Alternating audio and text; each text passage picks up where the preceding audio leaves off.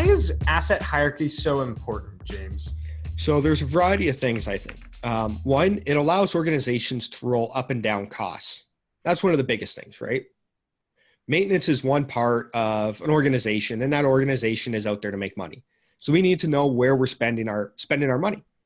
So by able to roll up and understanding, are we spending all our money in this process or that process, and drill down to the various assets is one piece. The other piece comes from a reliability engineering standpoint. If we understand the parent-child relationship, we can understand, are we having process-related failures, people-related failures?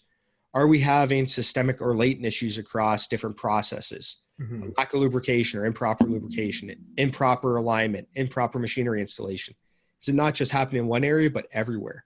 How you build your asset hierarchy allows us to do that with the use of failure codes and downtime codes, and really understand not just the micro equipment level issues, but also at a macro level, what's going on across this organization.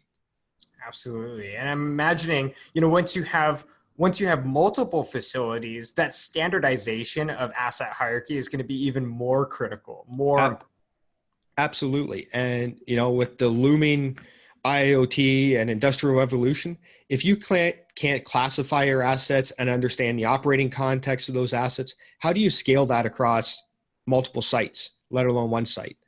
You may have 500 pumps, but depending on what it's doing, can you identify those differences?